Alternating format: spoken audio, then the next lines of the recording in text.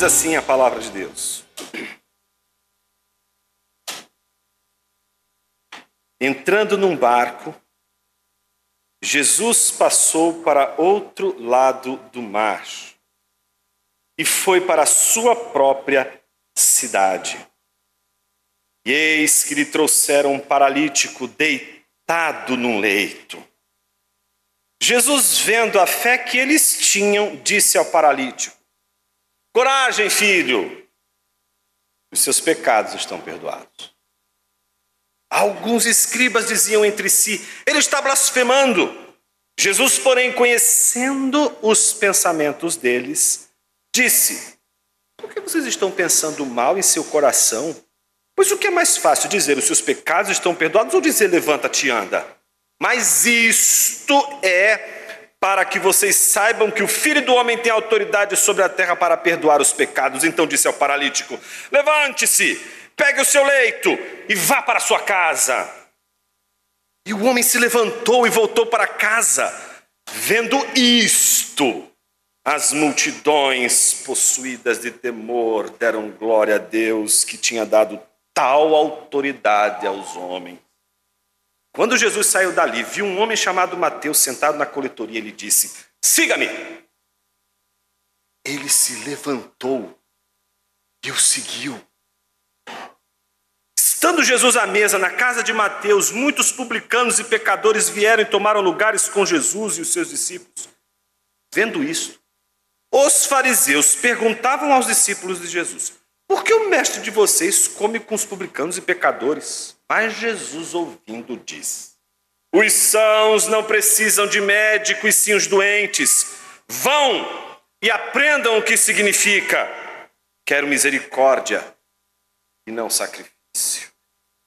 Pois não vim chamar justos, e sim pecadores. Vieram, pois, os discípulos de João e perguntaram a Jesus: por que nós e os fariseus jejuamos muitas vezes, mas os seus discípulos não jejuam? Jesus respondeu: como podem os convidados para o casamento estar tristes enquanto o noivo está com eles? No entanto, virão dias em que o noivo lhes será tirado, e então eles vão jejuar. Ninguém põe remendo de pano novo em roupa velha, porque o remendo tira um pedaço da roupa e o buraco fica ainda maior. Nem se põe vinho novo em odres velhos, porque se alguém fizer isso, os odres se rompem, o vinho se derrama e os odres se perdem. Mas não põe-se vinho novo em odres novos, e ambos se conservam. Oremos. Pai, que a tua palavra nos leve a meditar, seja de dentro do ateliê de costura, seja de dentro da adega de vinhos, mas que dentro desses lugares ou fora deles, tua palavra hoje nos revele a tua autoridade e o que ela significa, mudando não somente nossa vida, mas as estruturas de tudo ao nosso redor. Nos permita nesta manhã entender o que a tua palavra está dizendo e que o mesmo Espírito que nos faz entender nos guie para glorificar o Filho com o testemunho público da nossa fé. Assim oramos no nome dele, o nome do Filho, o nome de Cristo Jesus. Amém. Expectativas. Uma coisa difícil de lidar, não? Por exemplo, primeira vez que eu tive a oportunidade de conhecer a Torre Eiffel, que eu só conhecia dos livros, que só tinha visto dos filmes, eu imaginava aquela torre tão gigante como o Cristo Redentor, porque eu já tinha visto. Então, quando eu vi a primeira vez, aquilo ficou tão michuruca. Eu falei, é isso? De repente, eu caminhando numa ruazinha, olhando ali o mapa, de repente, essa torre de antena?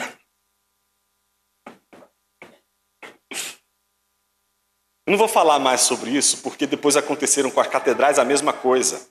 Não é? A gente olha, pensa que Notre Dame é a coisa mais gigante, mais suntuosa do mundo. E ela às vezes não é tão grande assim como a gente espera. É bonita. Como a Torre Eiffel também é bonita. Mas é diferente do que a gente esperava. Você lembra aquele... Quem aqui é de Pernambuco? Tem alguns aqui, né? Muito bem. Jeff! Jeff é de Pernambuco e torce por esporte. Jesus salva, irmãos. Jesus salva. Vocês lembram aquele janeiro que Pernambuco ficou debaixo d'água? Pois bem, aquele mês foi o mês da minha lua de mel lá em Pernambuco.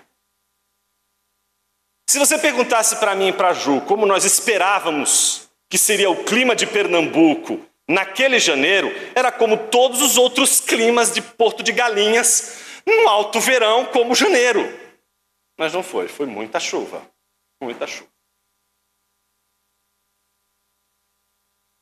Um terceiro e último exemplo, esse eu preciso, porque minha digníssima esposa dizia sobre um determinado ator, que eu não vou declinar o nome aqui. Ah, mas como esse ator é bonito. Bonito? E a primeira coisa que a gente faz quando a gente ouve um negócio desse é olhar para a foto do sujeito e ver se a gente parece alguma coisa com o indivíduo.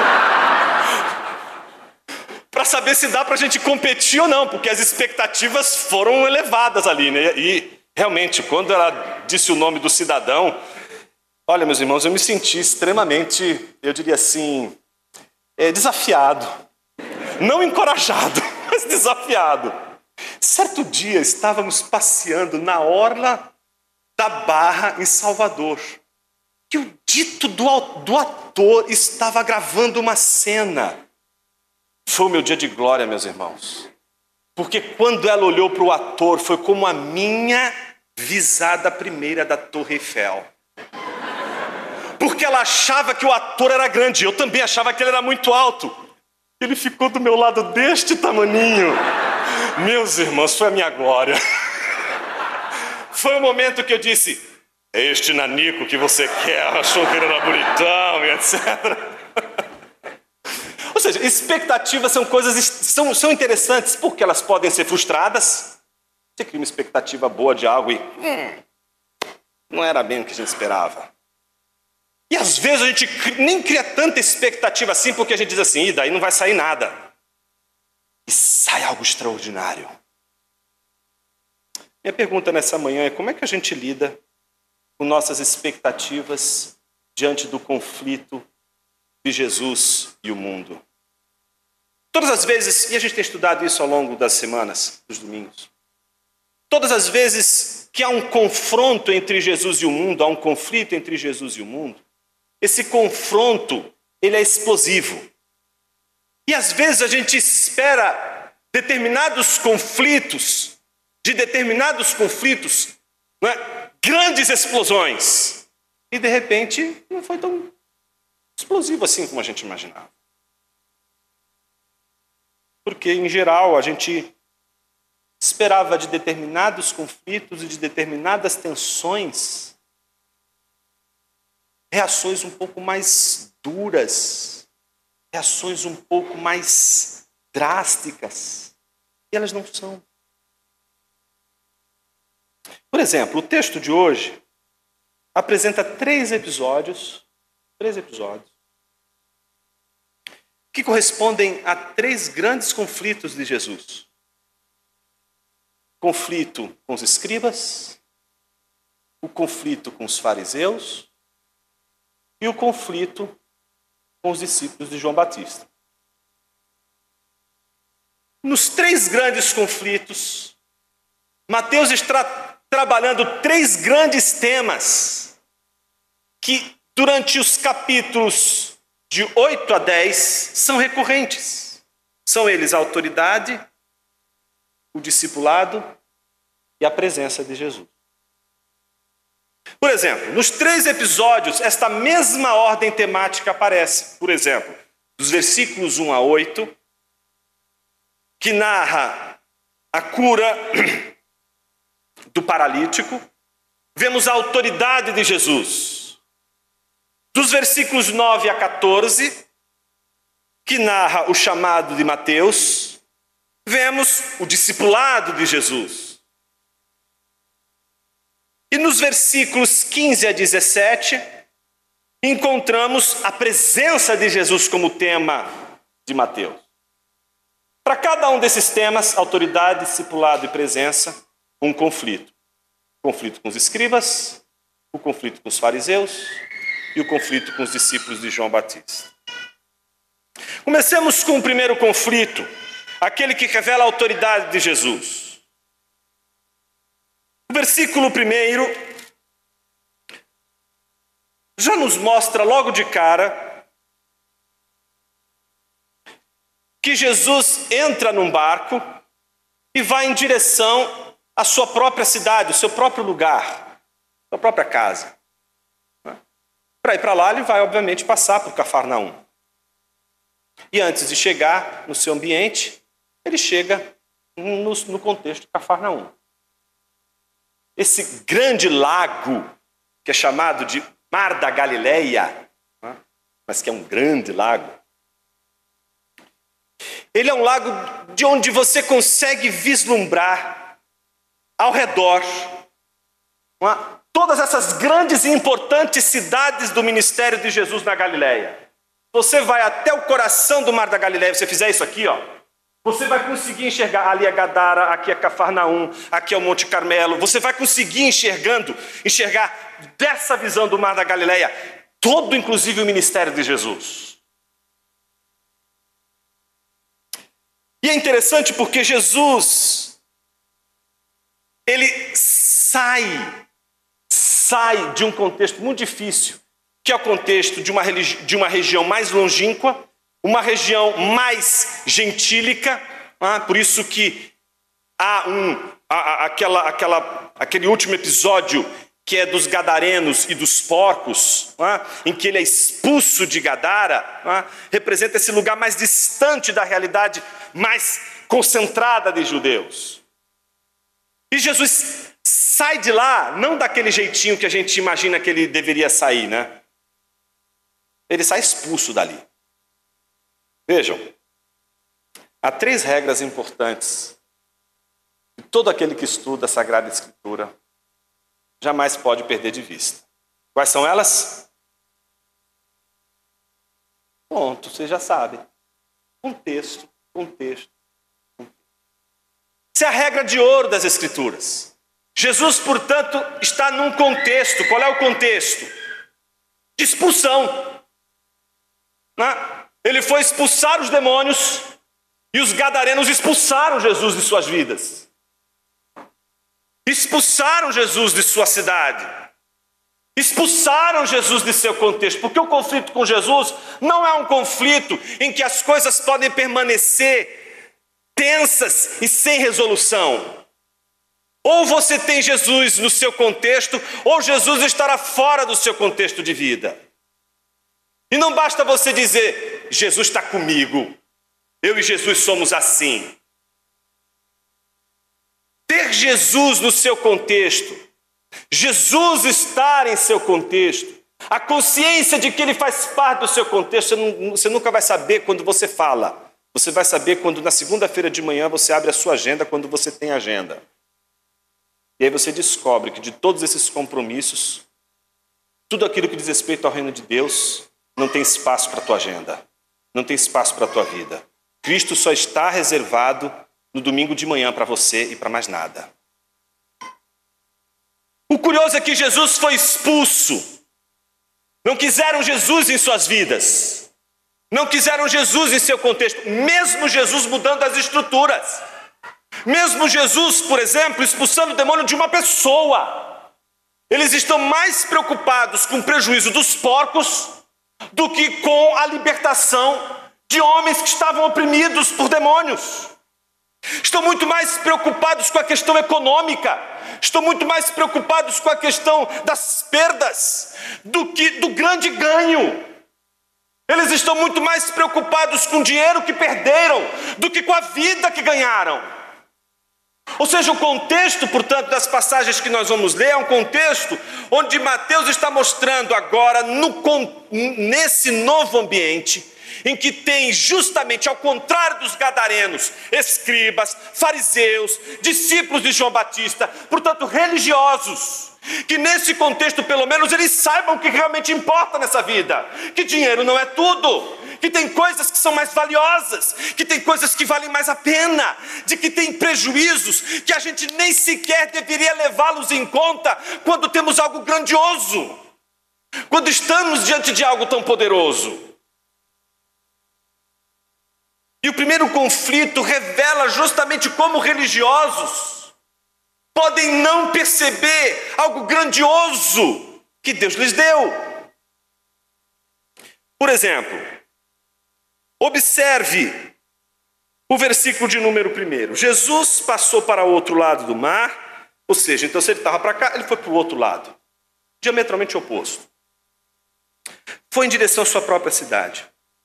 E o versículo 2 diz que no caminho, em Cafarnaum, pessoas trouxeram um paralítico deitado num leito. O contrário do que aconteceu em Gadara. Em Gadara, aqueles endemoniados chegam diante de Jesus e Jesus faz algo maravilhoso na vida deles.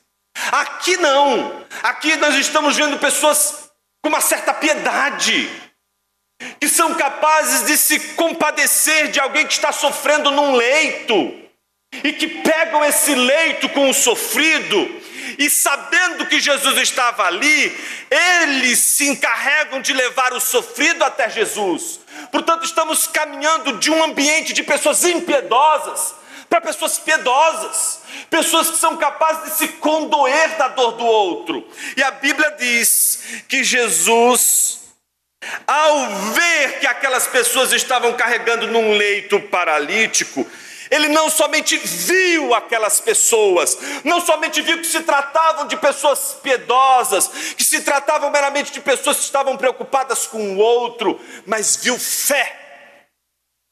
Viu fé. Veja o que a palavra de Deus diz no versículo 2. Jesus, vendo a fé que eles tinham, então disse ao paralítico: levanta-te e anda. E ele andou.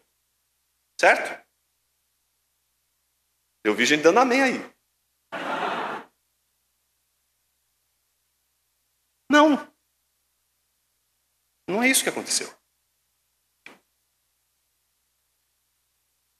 Imagina as pessoas fazendo todo o esforço do mundo para levar um paralítico até Jesus. Chegam até Jesus e veja, Mateus não está preocupado com os detalhes que você vai ver em outras passagens. Ah, não andou pelo telhado. Veja o esforço dessas pessoas. Está só preocupado em mostrar o que Jesus fez.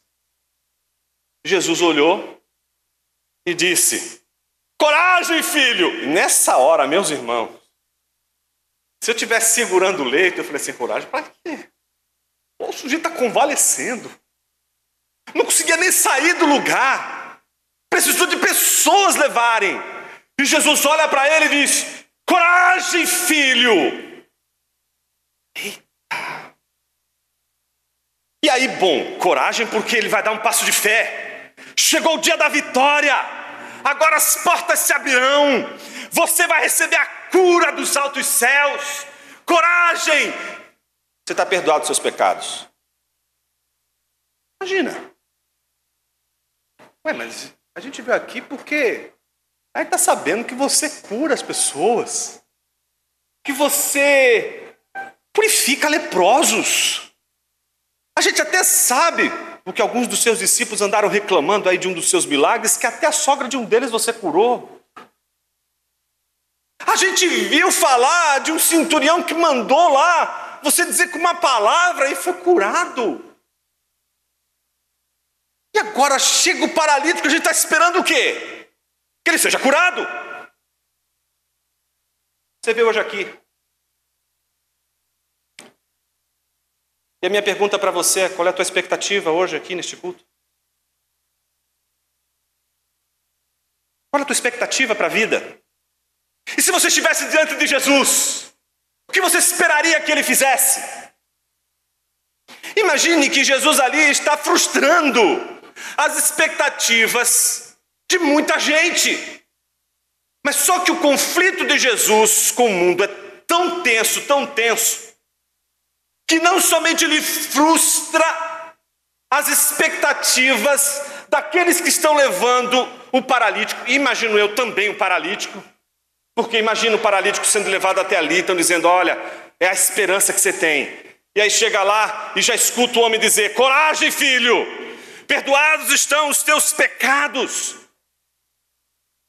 Aquilo tudo me diz assim, mas eu vim aqui por um milagre. Eu vim aqui porque eu estou com meu casamento destruído. Eu vim aqui porque eu já não estou dormindo com a minha esposa e minha esposa não está mais dormindo comigo há dias. Eu vim aqui porque eu fui desenganado pelos médicos. O médico chegou e disse para mim, está aqui, esse é sua situação é essa, não tem muito o que fazer. Melhore a sua expectativa de vida aí, mas não é mais do que o que eu tenho para te dar de expectativa do que isso. Talvez você tenha vindo aqui hoje e está pensando assim, poxa, o que Deus pode falar para mim? Porque amanhã eu vou ter que encontrar aquele desgraçado que me persegue no meu trabalho. Todo dia fica encontrando alguma picuinha, alguma coisinha para me derrubar, para me puxar o tapete. Talvez você tenha vindo hoje aqui querendo encorajamento, uma espécie de coragem. Fale todas as verdades que aquele teu chefe precisa ouvir, de uma vez por todas, sobre quem você é e que você tem valor. Você pode até ouvir aquele hino, sabe? Você tem valor.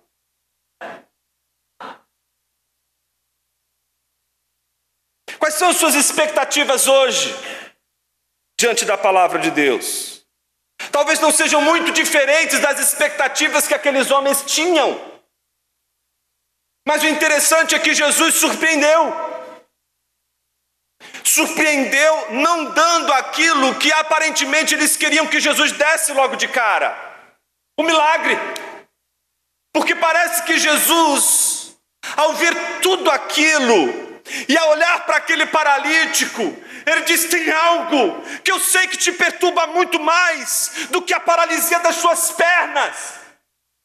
Eu sei que tem algo que é muito mais doloroso do que a incapacidade de você andar. Eu sei, meu irmão, que tem algo que dói muito mais do que as brigas constantes no teu casamento. Eu sei que tem algo que dói muito no seu coração, jovem, que está procurando uma nova perspectiva de vida, porque não consegue encontrar alguém, ou porque não consegue encontrar um emprego que te satisfaça, ou porque não sabe para que veio no mundo, porque não consegue entender o seu lugar de trabalho, de contribuição para a vida. Jesus sabe que você precisa de algo muito mais do que aquilo que hoje você veio pedir para Ele. Jesus sabe que existem coisas que importam mais para você do que todas as coisas que Ele poderia fazer por você. E é por isso que talvez Jesus tenha frustrado as expectativas dos homens que levaram o paralítico num certo sentido, mas não paralítico. Talvez o paralítico soubesse muito bem o que Jesus estava dizendo. Talvez aquele paralítico soubesse muito bem o que Jesus estava dizendo, porque qualquer pessoa que percebe a hediondez do seu coração, a maldade de suas mãos, que percebe o que fez de errado na vida, que percebe os erros que cometeu e que não sabe onde encontrar perdão, porque não consegue encontrar perdão dos homens, não consegue encontrar perdão dos seus próprios pais, seja do pai, seja da mãe, não consegue encontrar o perdão dos seus irmãos, não consegue encontrar o perdão dos seus amigos, não consegue encontrar o perdão do seu próprio cônjuge, não consegue encontrar o perdão do seu próprio filho, da sua própria filha. Jesus sabia que ele precisava mais de perdão do que da cura da sua paralisia. Mas aí acontece algo extraordinário, o conflito. O primeiro conflito acontece quando Jesus diz, seus pecados estão perdoados. E por que esse conflito aparece? Porque os escribas que diziam entre si, ele está blasfemando, versículo 3, eles também estavam esperando o milagre. Se Jesus tivesse dito assim, coragem, filho, eles levantariam assim, levanta-te e anda, eles iriam. É isso que nós esperávamos. É isso que nós esperávamos. Esperávamos que ele fizesse milagres, que ele fizesse sinais. Eles estão em dúvida, eles não sabem quem é Jesus. E se Jesus for um dos profetas, os profetas também faziam milagres. Os profetas também realizavam milagres. Os profetas também realizavam sinais. Então, se Jesus fizesse mais um sinal, eles, os escribas, como tantos outros que tentaram seguir a Jesus, como nós vimos no sermão passado, nós saberíamos que eles estavam esperando exatamente que Jesus fizesse o sinal. Mas Jesus não fez aquele sinal. E mais do que isso, Jesus, ao dizer, coragem, filho, os seus pecados estão perdoados, aí ele se escandalizou, porque frustrou as expectativas dos escribas. Naquele mesmo momento, os escribas olharam, blasfemou. Por que blasfemou? Porque ninguém pode perdoar os pecados dos homens a não ser Deus. Porque Jesus fez aquilo que só Deus pode fazer. Teu pai não pode te perdoar dos teus pecados. Tua mãe não pode te perdoar dos teus pecados. Teus filhos não podem te perdoar dos teus pecados. Tua namorada, teu namorado, teu noivo, tua noiva não pode te perdoar dos teus pecados. E aí você diz assim, mas eu sou sozinho, Jonas. Você não pode se perdoar dos seus pecados. Você não pode se perdoar da sua culpa. Você não pode se eximir do peso do pecado sobre seus ombros. Quem te livrará do laço do pecado dessa morte, senão aquele que criou os céus e a terra e que enviou o seu Filho? Só Ele, o Deus Todo-Poderoso, pode perdoar os pecados. Então, quando eles veem Jesus fazendo aquilo que só o Todo-Poderoso pode fazer, eles dizem, anátema, blasfemou. Vejam a reação de Jesus. Conhecendo os pensamentos deles, e aí pouco importa se Jesus previamente conheceu o que eles sabiam, ou se Jesus, observando a agitação dos escribas, deduziu dali que os escribas estavam pensando o que pensaram. Pouco importa o que você estiver achando para as duas coisas, meus irmãos. Para as duas coisas, só vai revelar ou a sua incredulidade ou a sua credulidade. Então, está em xeque aqui não é o resultado da operação. O que está em xeque, mais uma vez, é a credulidade. É a credulidade. Jesus, conhecendo os pensamentos, diz a eles, por que vocês estão pensando mal em seu coração? Pois o que é mais fácil? Dizer, os seus pecados estão perdoados, ou dizer, levanta-te e anda? Então imagina Jesus olhando para os escribas, que são mestres da lei, dizendo para eles, o que é mais fácil? Dizer, perdoa os teus pecados, ou levanta-te e anda? E aí Jesus usa um isto ali, depois da adversativa. Mas esse isto, não tem a ver com o que foi, tem a ver com o que virá. Mas isto é para que vocês saibam que o Filho do Homem tem autoridade sobre a terra para perdoar os pecados. Isto o quê? O que Jesus vai realizar agora. Então disse ao paralítico, levante-se, pegue o seu leito e vá para a sua casa. Então veja, Jesus olha para os escribas que esperavam que Jesus fizesse o sinal. Jesus não faz o sinal, pelo contrário, Jesus perdoa os pecados, e isso surpreende eles, não pelo fato de Jesus não ter tido poder para fazer o milagre, mas pelo fato de Jesus ter realizado aquilo que só Deus poderia realizar, perdoar os pecados. Por isso disseram, Jesus blasfemou. Jesus, vendo que os escribas em seu coração pensavam mal contra ele, diz, o que é mais fácil? Dizer para este homem que está aqui, coragem! Você tem os seus pecados perdoados, ou levante-se e anda?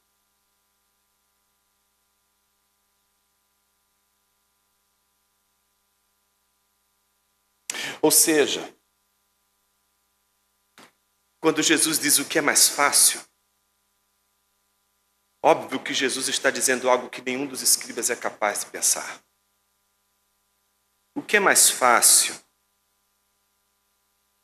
Dizer, estão perdoados os teus pecados? Ou dizer, levante-se e anda? Você só vai saber o que isso realmente significa se você entender que o que está em jogo ali é a inimizade de Jesus com aquele pobre paralítico. Eles não sabem o que Jesus está dizendo porque aquele paralítico não ofendeu a eles. Aquele paralítico ofendeu a Jesus desde o Éden. E aqueles que estão ali e que estão questionando Jesus não sabem o que significa olhar para aquele homem e não ver apenas um paralítico, ver o rosto do Adão que ele criou e dizer: coragem, filho, perdoados estão os teus pecados. Você já perdoou alguém que te fez muito mal?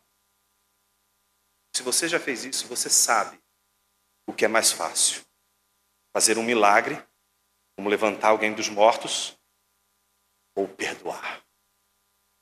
Se você acha que foi mais fácil dizer eu te perdoo do que sangrar, você ainda não entendeu o que significa o Evangelho. A dor maior não está na carne de Jesus atravessada por uma lança, está no perdão eterno de Deus, aqueles em que a Deus concede tal perdão. O perdão não é só aquilo que requer. É necessário que Jesus padeça na cruz. Mas veja que Jesus está perdoando este homem muito antes de Jesus estar sangrando na cruz. E você acha mesmo que sangrar naquela cruz é mais difícil do que dizer àquele homem: coragem, filho, perdoados estão os teus pecados?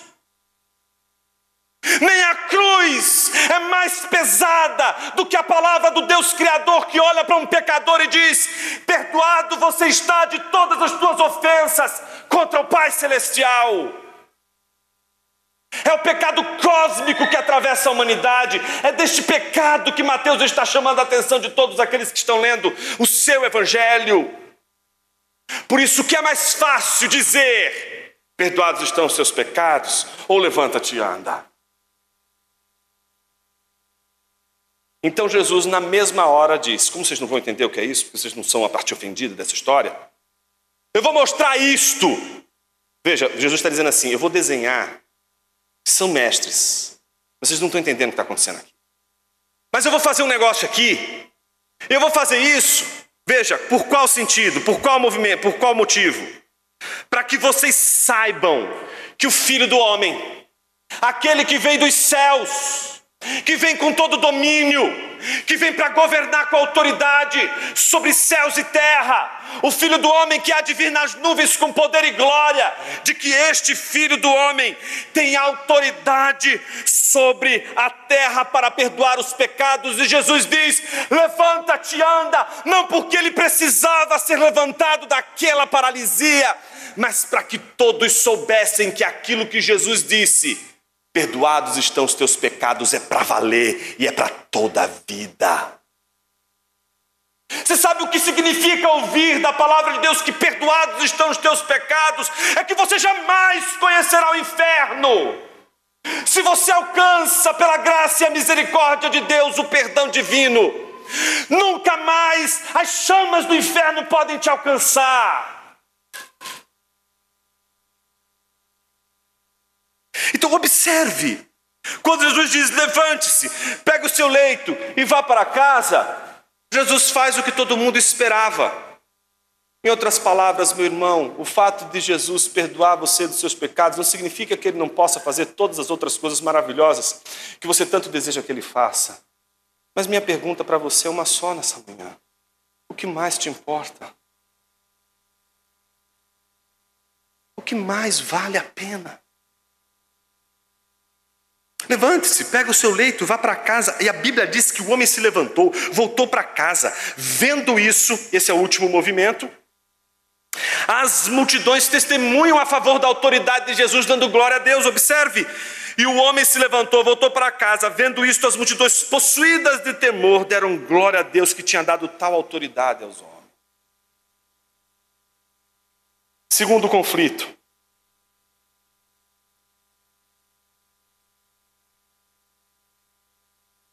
O conflito dos fariseus.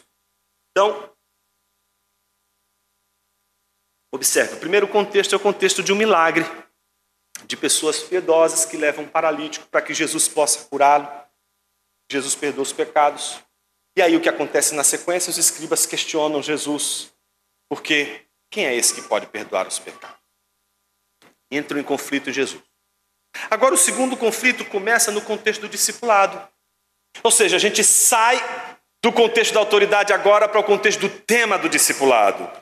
A Bíblia diz no versículo 9: quando Jesus saiu dali, viu um homem chamado Mateus sentado na coletoria e lhe disse: siga-me. Ele nem disse assim, bom dia. Eu me chamo Jesus de Nazaré, sou o Filho do Homem, todo domínio, toda autoridade me foi dada no céu e na terra. Acabei de expulsar demônios em Gadara, mas o pessoal lá não gostou muito do que eu fiz, me expulsaram de lá. Acabei de perdoar os pecados de um paralítico, isso deu uma confusão danada. Não é? Mas mesmo assim, acabei de levantar um paralítico do seu leito. Eu sou mestre em Israel e não há ninguém mais sábio do que eu. Eu posso ensinar a você tudo o que você precisa para ser a pessoa mais feliz dessa vida. E se você tiver algum problema, eu também posso resolver. Primeiro eu vou perdoar os seus pecados, salvar você. Primeiro eu vou libertar você dos demônios que você ainda não viu que você possui. Mas aí depois eu vou restaurar sua casa, vou restaurar sua sorte. Essas pessoas que não te querem bem, essas pessoas que te discriminam, que olham para você enviesado, de soslaio, essas pessoas todas serão vindicadas. Me chamo Jesus de Nazaré, sou mestre em Israel. E depois do meu currículo, eu quero te fazer uma proposta. Segue-me. Vem ser meu discípulo. Meus irmãos, não foi isso que aconteceu, não. Não é isso que aconteceu aqui. Não temos Jesus dando uma carteirada. Não vemos Jesus tirando do bolso o seu distintivo de autoridade, dizendo: eu sou o Filho do Homem, eu sou o Filho de Deus, siga-me. O que nós vemos é um homem que aparece do nada na coletoria, no lugar onde o cara trabalha, no seu cotidiano. Não foi nem numa igreja, não foi nem numa sinagoga, foi no lugar do seu trabalho. E justamente no lugar onde ele trabalha e com o trabalho que faz com que as pessoas mais o odeiem. Pense que ele tem o pior de todos os empregos do mundo. E não é o de ser político, tá? É o pior de todos os empregos do mundo. E então o que acontece? Jesus olha para ele e diz: siga-me. O que a gente poderia esperar dessa situação? E se fosse com você? Imagina, você está lá trabalhando, né? De repente chega alguém, bate na sua porta, olha para você, você está ali todo concentrado, cheio de coisa para fazer, segunda-feira, já tem um monte de coisa, alguém bateu na porta, você nem quis atender, insistiu e falou assim: entra. A pessoa olha para você, você não sabe nem quem é, ela diz: siga-me. Não seria estranho você de repente... Nossa, estranho. Aliás, a gente tinha que achar isso estranho desde os tempos de Abraão. Desde os tempos de Abraão a gente deveria achar isso estranho. Estava lá Abraão em Ur dos Caldeus quando Deus falou com ele: sai da tua terra, sai da tua parentela e vai para o lugar que eu te mostrarei. E a Bíblia diz que... E Abraão foi.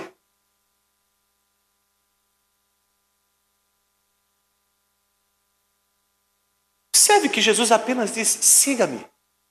Eu fico encafifado com esse texto. Como é que Mateus foi seguir Jesus ali e abandonou? Quem ficou cuidando da coletoria? Eu fico pensando: meu Deus, se eu sou um padeiro, não posso sair daqui agora. O pão só cresce se eu estiver aqui. Entende? Ele simplesmente diz: siga-me.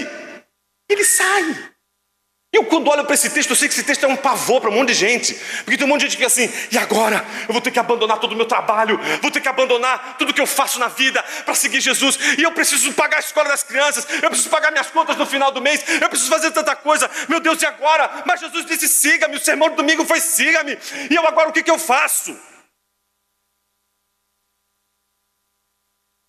Ele se levantou e o seguiu. Por que Mateus está contando essa história agora? curioso é que, estando Jesus à mesa, onde? Na casa de Mateus, o negócio já ficou íntimo. Não só o cara olha para ele e diz, siga-me, como ele segue, e ele levantou e seguiu, como de repente, do nada, a gente descobre que agora, imagina, a cena é essa, ele está lá, passa, siga-me, ele levanta e segue, aí tem o corte do take, pum! Quando aparece Jesus sentado à mesa dando risada, com Mateus servindo todo mundo, um monte de outros publicanos também, um monte de gente que trabalha em outras coletorias também ali presente, e não tem só ali, tem um monte de meretriz, tem um monte de gente ali que todo mundo olhava e dizia assim, mas eita, isso aqui virou uma balada esquisita. Isso aqui tá difícil. Imagina para um crente piedoso, santo, puritano, 1689 na cabeça. Imagina vendo uma situação como essa. Só não faz o sinal da cruz porque é puritano. Imagina essa situação.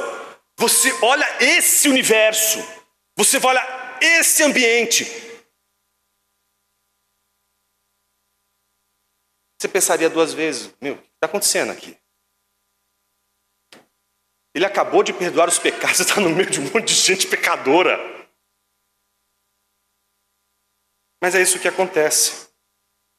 Ele está no meio de publicanos e pecadores que tomaram lugar com Jesus e com seus discípulos, e eles estão fazendo aquilo que é mais sagrado entre o povo de Israel, a refeição. Se existe uma coisa extraordinária entre os judeus, meus irmãos, se você tiver qualquer possibilidade de um dia conhecer isso, é justamente as cerimônias todas envolvidas ao redor da mesa. É um negócio absurdo. Como aquilo é impressionante. E como a gente, de alguma forma, perde isso em nossa casa. E veja, isso vale para todo mundo. Vale para quem é solteiro, vale para quem é casado. Entende? A gente perdeu a noção de que as refeições são importantes. E de que as refeições elas têm de ser feitas com comunhão, não só com a comida, mas com a presença, com a conversa, com a harmonia. E Jesus está ali, conversando, está com eles, bebendo, comendo com eles, está sentado à mesa. Aquilo, para um fariseu, soa como um inferno. Mas para um puritano crente, aquilo ali é o desenho, é a sombra das bodas do Cordeiro. Porque as bodas do Cordeiro não será realizada por Jesus e miríades de anjos, mas por miríades e miríades de pecadores que foram alcançados pela graça de Jesus e que tiveram seus pecados perdoados e lavados pelo sangue purificador de Cristo Jesus. Então é curioso que naquela hora, quem fica escandalizado é quem não consegue enxergar naquilo a bondade, a graça, a misericórdia de Deus, mas apenas consegue enxergar naquilo algo que é da máxima restrição, da máxima rejeição. Observe a reação. Vendo isto, os fariseus perguntavam aos discípulos de Jesus, e agora eles vão conversar com os discípulos. Cara, vocês não acham estranho? Por que o mestre de vocês come com publicanos e pecadores? Vocês já viram os escribas comendo com publicano e pecador? Você já viu algum momento fariseu sentado à mesa com publicano e pecador? Você já viu em algum momento discípulos de João Batista comendo com publicanos e pecadores? Mas Jesus, ouvindo isso, entra na conversa e diz, os sãos não precisam de médico, e sim os doentes. Vão se tratar, quer dizer, vão e aprendam o que significa. Quero misericórdia e não sacrifício, pois não vim chamar justos e sim pecadores. Que coisa linda Jesus lembrar de Oséias nessa hora, não? Você consegue perceber a riqueza de Oséias aparecer aqui?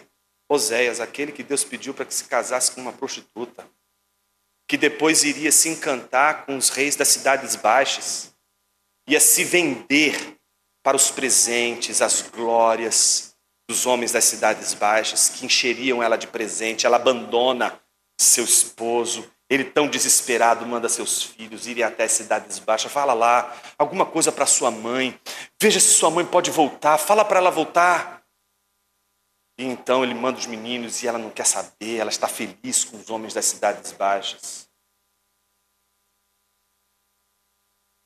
Até o dia em que ela é como toda mulher que nesse contexto aqui é tratada por homens das cidades baixas. Eles dão presentes no primeiro momento, mas no segundo momento a relação é extremamente violenta, extremamente dada à objetificação da mulher.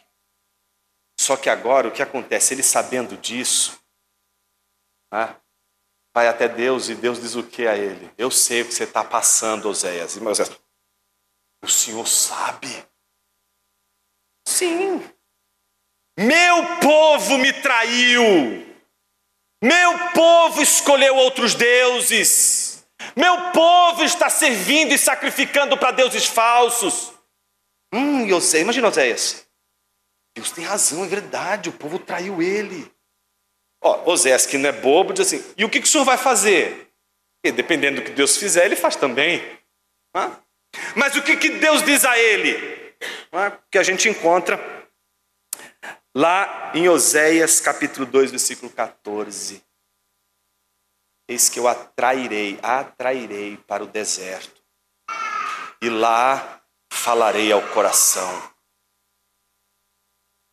Então o povo precisa do deserto, para que o coração fique aberto para ouvir a voz de Deus. Gomer precisava ter o seu coração aberto pelo deserto da idolatria a qual ela se enfiou. E quando ele vai buscar Gomer, agora ela é nossa propriedade, ela é objetificada. Agora você tem que comprar. Ela é nossa. É tão interessante. Como a palavra de Deus em Oséias, mesmo esse trecho que Jesus está usando, que é Oséias 6,6, em que Jesus está lembrando da passagem que Deus está orientando, mostrando, olha, está vendo? Esse povo que você está vendo aí, que é o povo que eu estou dizendo que está me traindo, eles estão sacrificando no templo todos os dias, mas o problema deles está no coração. Eles cumprem toda a religiosidade, mas o coração deles está longe de mim. Como uma ursa feroz, abrirei o peito e vou estraçalhar seu coração, como uma ursa. É a vontade de Deus de atingir o coração da nação, porque é ali que reside toda a idolatria da nação. Então Jesus, olha, vocês ainda não aprenderam o que significa quero misericórdia e não sacrifício. O que adianta vocês seguirem a religiosidade, toda ela arrisca, mas faltar misericórdia em seus corações. Meus irmãos, nós perdemos a misericórdia quando nós não conseguimos olhar a pessoa pelas lentes do perdão divino, mas só pelas lentes de Adão. As lentes da misericórdia são aquelas lentes que Jesus está cobrando que aqueles mestres tenham e eles não têm. E por fim, o terceiro e último conflito. Neste não há milagre, neste não há um discípulo que segue a Jesus, há só conflito. O terceiro evento não tem nada preparando. Mateus diz assim, tem nenhum contexto aqui não, viu? É direto, é conflito direto. Veja o versículo 14, vieram depois os discípulos de João e perguntaram a Jesus. Então os fariseus perguntam aos discípulos por que eles comem com publicanos e pecadores. E agora os discípulos de João perguntam a Jesus sobre por que os discípulos não jejuam muitas vezes, como os fariseus e os discípulos de João jejuam. Então, imagina, eles estão preocupados com a religiosidade. Estão preocupados com os sacrifícios, estão preocupados tanto com a religiosidade que estão esquecendo da misericórdia, estão esquecendo de outras coisas que importam mais. Não é que a cura da paralisia não importa, ela importa, mas mais importante do que a cura da paralisia é o perdão dos pecados. É claro que quando a gente fala do jejum, da vida piedosa, do cumprimento da nossa regularidade na frequência do culto, a gente fala de coisas que são importantes, mas existem coisas que são mais importantes do que toda a religiosidade. E aí Jesus responde dizendo o seguinte, mas aí vocês estão malucos? Não faz nenhum sentido o que vocês estão dizendo. Como podem os convidados para o casamento estar tristes quando o noivo está com eles? E aqui você tem que entender o seguinte, que Embora eles não entendam o que Jesus estava dizendo, o leitor de Mateus é obrigado a entender, porque desde o início ele sabe, por meio justamente de Mateus 1, versículo 23, que o anjo aparece a Maria dizendo que Jesus Cristo não só tem um nome, mas tem um nome que significa Emanuel, Deus conosco. Sabe, portanto, que Jesus é a presença de Deus no mundo. Sabe, portanto, que Jesus está entre os homens. Então ele está dizendo, como você pode pedir que eles jejuem se eles estão com o noivo aqui? Agora, se o noivo está aqui, é hora deles comerem. Na hora das bodas, porque ele está presente, a gente tem que comer. A gente só tem que jejuar quando ele já não estiver entre nós. E aí a gente tem que jejuar como um símbolo de nossa expectativa de que um dia ele virá, de que ele voltará. Como se o nosso coração precisasse do jejum, não para ser salvo, mas do jejum como uma forma, uma disciplina, para deixar cada vez mais o nosso coração sensível como um coração que é buscado no deserto, porque só ali vai ouvir a voz de Deus, no jejum de um deserto, onde Deus fala ao coração. Mas agora não, Jesus está entre os discípulos. No entanto, Jesus diz, virão dias em que o noivo será tirado, e então eles vão jejuar. E aí ele termina a nossa exposição com duas imagens, do ateliê de costura e da adega de vinho. No ateliê de costura, o que a gente encontra? Primeiro, a tentativa de costurar um pedaço de um pano novinho, um pedaço de um pano velho. O que acontece se a gente faz isso? Vai lascar, não vai dar certo. A mesma coisa vai acontecer quando se põe vinho no odre velho. Se o odre estiver velho, o que vai acontecer com o vinho? O vinho novo. O vinho novo vai romper o odre velho. Isso é do costume de época. Então imagine que mesmo você pensando hoje, numa roupa nova junto com a roupa velha, não vai dar certo? A mesma coisa você colocar qualquer produto como um ácido dentro de algum pote que não consiga resistir à corrosão desse elemento. Ou seja, o que Jesus está dizendo é que as estruturas do velho e do novo são diferentes. E não dá para você tentar manter a mesma espiritualidade que você tinha quando Jesus está presente, quando aquela em que Jesus está ausente. Quando Jesus está presente, o comportamento da igreja é um. Quando Jesus está ausente, o comportamento da igreja é outro. Quando Jesus está presente, o comportamento dos discípulos é um. Quando Jesus está ausente, o comportamento dos discípulos é outro. E como a gente termina o sermão de hoje?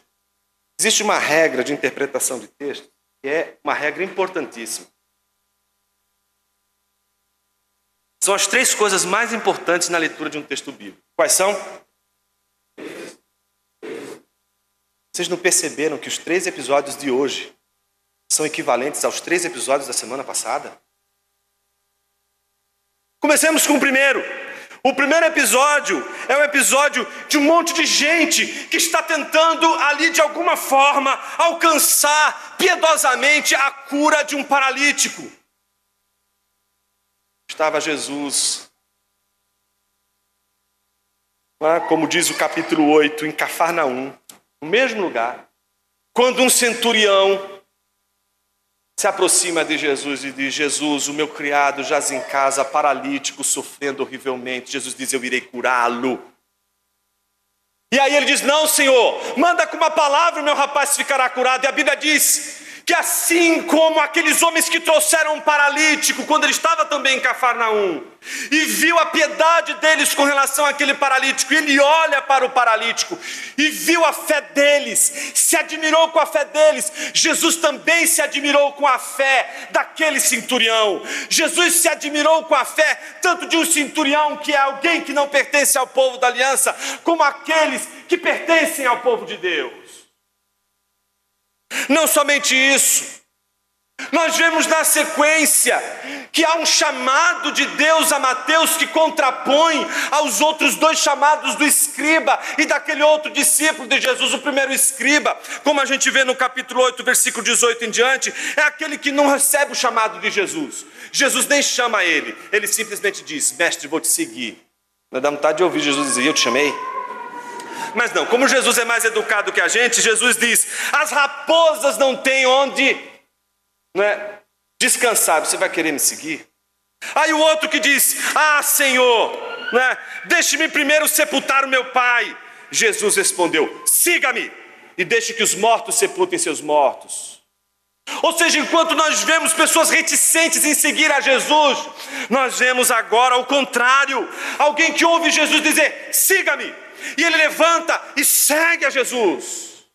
Terceiro e último, Jesus está no meio de uma tempestade dormindo, calmo, sereno e tranquilo. Apesar da tempestade, apesar da igreja não ser justamente como um barquinho flutuando no mar ou num lago ou sobre águas tão calmas, tão tranquilas como se espelhassem os céus, ainda assim, há uma tempestade, e Ele é quem está como as águas tranquilas, que não possuem nenhum movimento, que espelham as estrelas dos céus, calmo. A calma não está no mundo, a calma não está na tempestade, a calma está na presença de Jesus. Jesus estava presente naquele barco. Ele é o nosso mar tranquilo. Ele é a nossa vida tranquila. Ah, se pudéssemos ter um minuto da experiência que os discípulos tiveram de, do meio da tempestade, ver com os próprios olhos o mais belo sermão, Filho do Homem, deitado num barquinho, no meio de uma tempestade. Jesus está presente no meio de uma tempestade. E os discípulos de pequena fé começam a dizer: ai, Senhor, medrosos que eram, salva-nos, estamos perecendo. Então Jesus diz a eles: por que vocês estão medrosos, homens de pequena fé? E levantando-se, repreendeu os ventos e os mares. Jesus está com seus discípulos e eles não estão jejuando. E os discípulos de João Batista estão perguntando: mas por que vocês não estão jejuando? Porque Jesus está aqui. Porque Ele está entre nós. Já parou para imaginar que qualquer serviço que você fizer na presença de Jesus é tolo? Qualquer coisa que você estiver fazendo, qualquer coisa que você tiver para fazer agora, que você julgue que é mais importante do que está aqui, é tolice. De qualquer momento que você poderia ter hoje, no seu dia, mais importante do que este aqui, te considera a pessoa mais tola desse universo? De que o fato de você estar aqui de corpo e alma, mas a sua alma já está longe, mostra o quanto você é tolo, mostra o tamanho da sua tolice? Porque a Bíblia diz que onde estivessem duas ou mais pessoas, Ele estaria presente. Eu não estou dizendo que você precisa sentir a presença de Jesus. Dane-se se você não está sentindo a presença dele. Ele está aqui só porque a igreja está reunida aqui, neste lugar. Ele está aqui. Mas Jonas, eu estou cheio de problemas no casamento, estou cheio de problemas no trabalho, eu estou cheio de problemas de relacionamento, estou cheio de problemas, eu estou com enfermo, eu estou com... Jesus está aqui. Essa é a maior expectativa que você deveria ter hoje aqui. A tua maior expectativa não deveria ser se o louvor estava muito bom, se o pregador fez um sermão rapidinho, ou se o sermão foi longo, uma espada que me fez dormir. Pouco importa. Sua expectativa é que se exploda. A pergunta hoje não é sua expectativa, seu animal que só consegue olhar para seu próprio umbigo. A expectativa única que você deveria ter é de saber que Ele está aqui, e isso basta. E aí você me diz: ah, se eu tivesse pelo menos 2 minutos para estar naquele barquinho tempestuoso e poder olhar para Jesus e com essa grandiosa fé dizer: ah, Senhor, Por que eu vou me desesperar com essa tempestade se o Senhor está aqui dormindo? Se você não consegue ter paz agora, neste culto aqui, e nada consegue te fazer agora, neste culto, ter a expectativa de que Ele está presente, você não precisa de um barquinho tempestuoso com a presença corpórea de Jesus ali. Você precisa de perdão. Você é um pecador. Arrependa-se do seu pecado, porque o que você mais precisa não é o que você realmente quer. Porque se o que você realmente quer é a presença de Jesus, então você já teria, nesse exato momento, aquilo que você mais quer nessa vida, que é a presença dele. Ele está aqui. E onde ele está, milagres acontecem. Mas também perdão acontece. Libertação da alma acontece. Libertação da opressão de demônios acontece.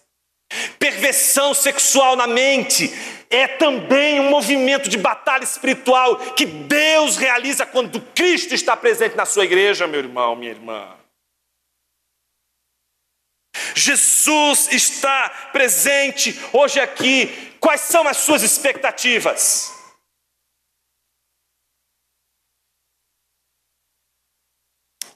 Talvez você esteja tentando manter a estrutura de vida que você sempre teve. Vai dar errado. Vai ser como um pedaço de pano velho com um pedaço de pano novo. O pedaço novo vai rasgar o pedaço velho. Vai ser como o odre velho, que quando recebe o vinho novo, estilhaça o odre. Não tem como você receber Jesus hoje aqui e as estruturas de pecaminosidade da sua vida não serem realmente comprometidas. Jesus está aqui. Jesus está aqui. Jesus está aqui. Jesus está aqui. Jesus está aqui. Oremos. Deus, tem misericórdia de nossas vidas. Tem misericórdia de nosso coração. Tem misericórdia da incapacidade que nós temos, às vezes, de enxergar que o que mais precisamos está diante dos nossos olhos e nós não vemos. Temos a Tua presença, mas estamos preocupados com o dia de amanhã. Estamos preocupados com o que vamos fazer hoje à tarde, estamos preocupados com como vai ser nossa noite, estamos preocupados com as contas que temos que pagar, estamos preocupados com as nossas infelicidades, porque as coisas que a gente quer nunca estão do jeito que a gente quer. Nós estamos hoje aqui, Senhor. E a nossa mente está em conflito com a presença de Jesus. A gente está aqui, mas é só o nosso corpo. Tem misericórdia, Senhor. E se há entre nós alguém que ouviu o Evangelho hoje pela primeira vez e disse no seu coração, no profundo do seu coração, eu quero esse Cristo, eu quero essa presença, eu quero esse perdão de pecados, mais do que tudo que hoje eu vim buscar aqui. Eu quero perdão de pecados mais do que uma direção para a minha vida. Eu quero perdão de pecados mais do que um sermão que faça mexer aqui dentro do meu coração, me fazer emocionar. Eu quero o perdão dos meus pecados. Oh Senhor, que bom saber que essa oração já foi atendida, porque não há coração arrependido que o Senhor rejeite. Que bom saber que todos aqueles que fizeram uma oração como essa já foram perdoados dos seus pecados, já foram lavados da multidão de seus pecados. E que bom saber que o fato de sermos perdoados não significa que o Senhor não faça milagres mais em nossa vida. Significa apenas que nós descobrimos que algo mais importante do que tudo aquilo que a gente veio buscar hoje aqui, nós já recebemos o perdão dos pecados. E por qual outro motivo deveríamos te exaltar, Senhor? E por qual outro motivo deveríamos prestar culto a Ti? E qual outro motivo teríamos e qual outra expectativa deveria ser suprida, senão aquela de exaltarmos o Teu nome, porque o Senhor nos perdoou os pecados, porque o Senhor criou os céus e a terra e não permitiu que os céus e a terra tivessem o destino do pecado de nossas mãos. Te exaltamos acima de todas as nossas expectativas, porque sempre o Senhor nos surpreende. E que hoje, surpreendidos pela tua graça e misericórdia, saiamos daqui sabendo que o Senhor está presente, que as mentes perturbadas, que os corações perturbados, que a alma sem paz, que o espírito revoltoso, que o coração ingrato, perturbado, irado, angustiado, ressentido, encontre paz e descanso no perdão dos pecados. Essa é a nossa oração hoje e sempre, Senhor. E é no nome dele, de teu Filho Jesus, que oramos. Amém.